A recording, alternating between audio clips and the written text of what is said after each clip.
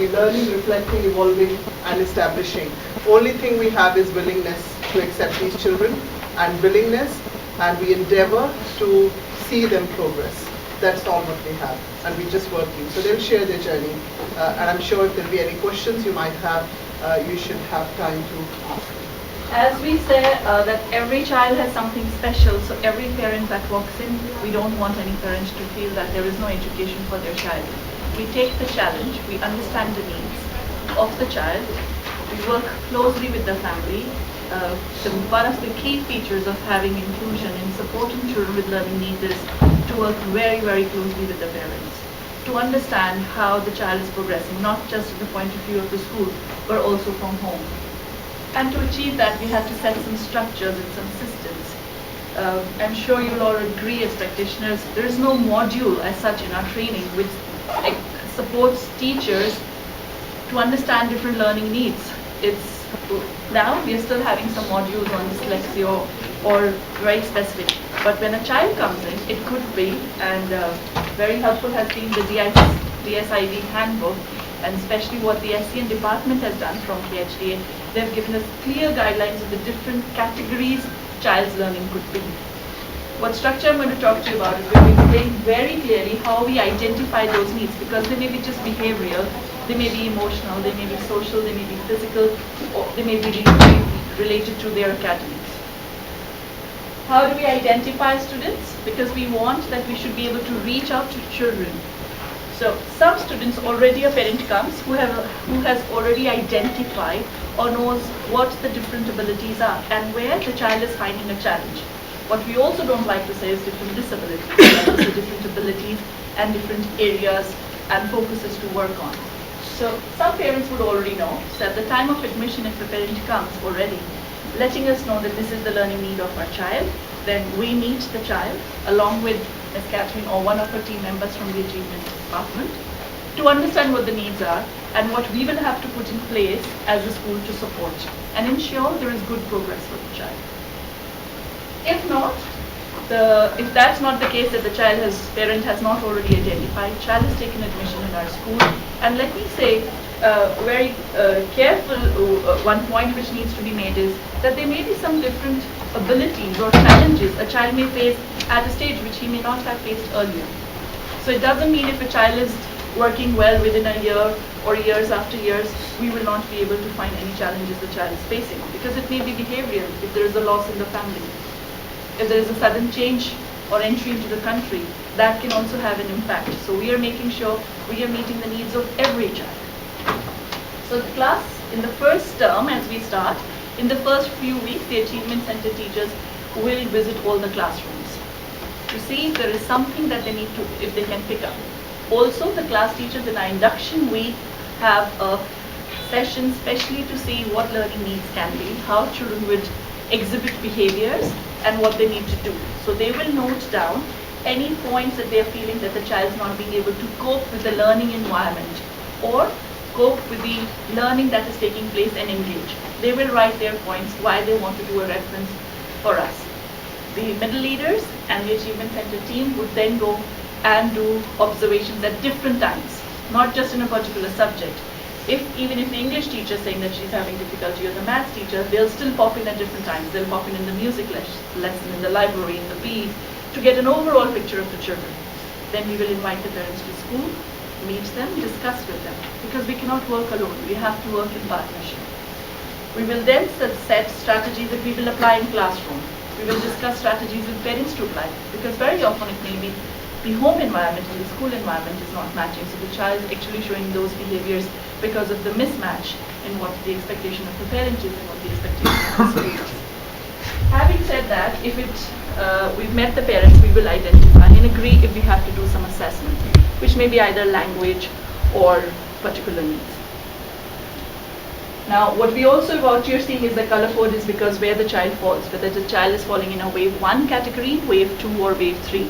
Wave 1 being that with regular differentiation, you can cater to the children all in your classroom. Wave 2 is when in a small group, if it's an ELL need of a child, or if it's a behavior need or an emotional need, you discuss with the parent, you set strategies, say a good home routine. Very often, it's the first child in the family, or there is a change in the family and the child's behavior is showing up and the child's not learning. So we make what we call as an individual learning profile, where we decide on strategies and next steps. That will come in wave 2. And wave 3 is when the child needs 1:1 support quite often, which will be provided other than the classroom support. There will be a 1:1 person supporting in the classroom, whom we call as the learning support assistant. We have moved away from the term of shadow teacher, because very often they shadow them in everything, and the independence that we want to build, that we are looking at the child becoming independent and taking over their learning, is misunderstood very often by the class teacher and maybe by the shadow teacher as well. So we're only calling them as learning support assistants. Of course, we have IEPs for these children, which are shared by the class teacher, with the class teacher, with the learning support assistant, and of course with the parents. Then the IEPs, we discuss with the parents if they agree with what individual targets we have set. These may be targets in a particular subject, because there may be a child who's only struggling in maths. There may be a child who's only struggling in English, or maybe in another area. And of course there will be a personal and social target for them. Now we will share with you, we monitor the children through this, and then they are fed back. We will meet the parents more often when we need to. There's a communication book, which is another structure that we've put in place, where the teacher or the LSA will communicate very regularly with the parent, sharing what he could do in the class or what he could not do. What we have come up among one of our other systems, which has really worked well and supported, because Dubai is a place where it's mobile, teachers might move, and the child has just come in. What we call is a profile. It has the details of the child's name, date of birth, what may be the, if there is an identified learning need or an area where the child is challenged, we will write that. We will write what are their strengths, what are their areas of development, what are the accommodations or allowances that we've already got for the child, what are the modifications that we are doing, if there is any medication, at what time. There may be some for a child whose learning needs, whose medical needs are there, which needs to be supported. Of course, any assessment accommodations, and if they have a language exemption. So in case there is a teacher who leaves suddenly, a new teacher handing over comes, if on a day a teacher is absent and there's a supply cover, the information is in a folder which is for teachers. So she can have that reading to understand what is the profile of the child. And this is really supported. Feedback from teachers is that this really helps them understand and cater better to the needs in every lesson, all the time. Not on a long-term basis, but every single day. This is an example of an IEP. This is received by the teacher. There are clear targets like I explained earlier.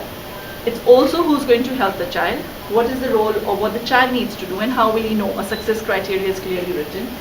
What is the role of the parent, what is the role of the class teacher, and what's the role of the achievement center. Now, this is looking very neat. If you'll come to our school and ask us, they won't look so neat. Especially the one which are maintained in the school, the one which is with the LSA or with the parent maybe, but the one which is held at the Achievement Center department, it would not be, because it's a working document. It doesn't mean that if we have set a target and if the child's achieved, or we break down the target smaller, he's been able to do this. You will see teachers have highlighted it. They would have annotated it saying that he's still struggling with this, I need to continue this again for the next month. So she will talk to you about some strategies that they will put in place for supporting teachers on a day-to-day. Good afternoon, everybody. As you know, or as you must have heard, GEMS as an educational institution really believes in having a very good professional development training for their staff always. And we at Winchester Jeblahi have a very bespoke professional development for our teachers. One of the trainings, and it's ongoing, it's continuous every week, one of the trainings we did do amongst many is on prompt cards that we use in every classroom. It's just a support to the teacher, whereas depending upon the need of the child within that classroom, one of the Achievement Center team would have prompt cards placed in that class, which would just give extra help to the teacher on a regular basis if she so needs. That means even a specialist teacher coming in for Arabic or music or library or anybody would have access to this, because it's stuck or it's in a place where it's very easily accessible and can be seen by anybody within the room. Just for example, if you give, it just mentions a few simple things on what you can do to help the child within the classroom, which is give short, simple instructions. If a child has a speech or learning, speech or language delay in any way, give instructions to for the next task.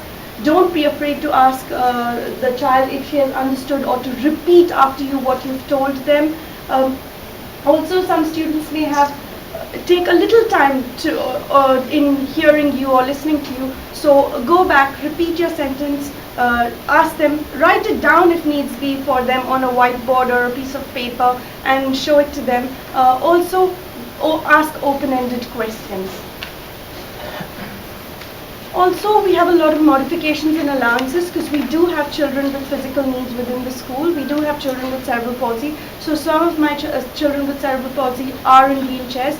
So right from the planning stage, we decide every year, right from floor plans, they're on the ground floor, these are the rooms they're going to be in, easily accessible to them. Of course, we have ramps all over the school leading from one section of the school to the next.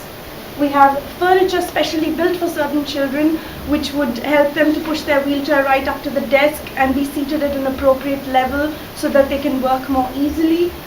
Seating within the classroom, and that means where the child is placed within the classroom, right in front, so that he can see very clearly if he has a visual impairment, or to the right or to the left, depending on the side which is stronger and which is their strength. So say they have a hearing impairment on the left side and their ability is on the right side, they would be placed on the right side of the class or to the right of the teacher, so that they could hear more clearly or listen or see more clearly. Of course, we have a lot of small intervention areas within all parts of the school, where if a child at some points needs to come out of the classroom or being withdrawn from the classroom, sit in a quiet area, complete a small task, and go back to the classroom. So small intervention areas right through the school, which are quiet but yet easily accessible to everybody. Lifts, of course, in our new building for all children who need to use them. We do modify the curriculum right from the basics. We have differentiation within the classroom at all levels and to the specific need of every child. Each lesson plan is annotated by the teacher in the Achievement Center, along with the classroom teacher or the specific subject teacher. We sit together, have discussions, and we modify each lesson plan, annotate each lesson plan to suit the need of that particular child if necessary. We have differentiation by tasks and activities. We also have differentiated assessments depending on the level of the child. So we differentiate to each and every child and the need of that child. Of course, there's differentiation according to the social, physical, emotional, and academic needs of the child.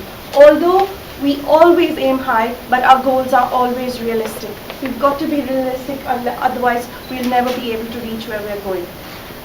There, of course, other accommodations would be having a reader or a scribe during assessments in a quiet area, a learning support assistant in the classroom if necessary for that particular child. We always or most often need to use electronic devices for certain children. That would be iPads, laptops, headphones if necessary, and certain software like reading software or listening software, writing software if necessary. We have a lot of sensory tools which we do use within the school. We're a school that believes that every child has a strength, and to reach that child, if we need to reach it through means of the sensory, in a sensory way, we do. We have things like the sensory wall. We also have a swing. We also have trampolines. We also have a sensory area within our Achievement Center. So they're all very simple to make. Even alphabets or anything that you want to make in a sensory way, they're all really easily made within the Achievement Center as well. So we do have children with visual impairment within the school, so we use things like magnifying glass. Of course, time allowance, everybody gets extra time to complete a task, whether it's within the classroom, whether it's during assessments. always time allowance there, and of course space. Space within the school is always, we're a big school, we do have larger numbers, but there are always space available for any child to be withdrawn at any point in time to come out to do extra work. While we are still on how we support in allowances and modifications, I would like to request you before you leave if you can have a look at some resources. Yes, some of them are resources which are bought, but many resources are built in the school which are very simple to make, reusable, recyclable, year on year. It may be catering to the ELL child or a child who would work as a more of a visual learner where you're helping them develop the language. These are very simple to use and to make and recycle, depending on where the child's level is. Other simple things like, that's a mix of something that you can find in your kitchen, and children with sensory needs really work well with it. That's a Feely box out of things just around. A sponge, a glove, and children when they are, I'm sure if you're working with children with learning needs, you will know how it helps to calm them down, how you understand where their learning need is when they respond to different textures. Of course, books and all the other resources that we spoke about. It doesn't mean we say that we are fully resource school, but I want to emphasize on the point that depending on each child's need, we adapt ourselves to ensure that we are able to meet the needs of the child. Talking about where we are in our journey, when we started our school, we are completing 10 years this year, so it's 10-year celebrations. When we took in children, we didn't have any specialist teacher in our school, and we didn't have children who were identified when we admitted them to our school. But we did say, we cannot cater to your needs, or we are not equipped for you, so thank you. We, in fact, train ourselves, and I would say we are very passionate and we are thankful to our leaders who believe that yes, we must be able to reach to every child. Every child deserves and has a right to education. We've started building on from there, and as we were talking about resources, we had parents' difficulties. It's very challenging if we put ourselves in the shoes of a parent who has a child with learning needs. They have to pay the fees, they have to pay money for speech therapy, for occupational therapy, ABA, and a whole lot of. It's not only demanding on the money bit, financials, it's also demanding on time. So we then started employing specialists. We started training our own teachers so they understand. So it's not just the responsibility of the Achievement Center department, but it's also responsibility of every teacher in the school to try and understand how we have to use. Prompt cards, we've got a very valuable feedback. Again, I would say the DSIB SEN department had circulated documents on what strategies to use. I may be a teacher who's worked in the past for 5 years only with a child with dyslexia, and I may not have ever worked with a child who's on the spectrum. I do need some support as a teacher. I'm ready, I'm willing. We've got that instilled in all our teachers. It's like a blood transfusion. When they sign the contract, they all have the blood transfusion that they have to welcome every child and give opportunities to all the children in the school.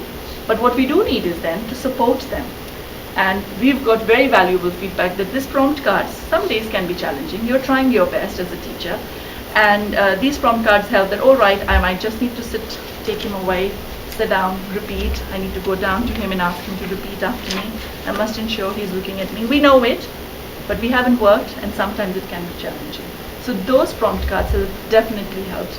Teachers have time set aside to discuss how the child is with the previous teacher, with the Achievement Center teacher, with the parents, to ensure that they are able to consolidate all of it. So in our journey, where are we now? We need to continue training all our learning support assistants and of course our teachers. And I want to add here, which we haven't mentioned here, we also train our parents. It's on their feedback. We as a school get a lot of information. There's training happening here, there's training happening there. We also share that information for our parents because they might not be on those forums to get all that information. So we'll continue our training because there may be a new child in our school whose learning need is something that we haven't catered to earlier.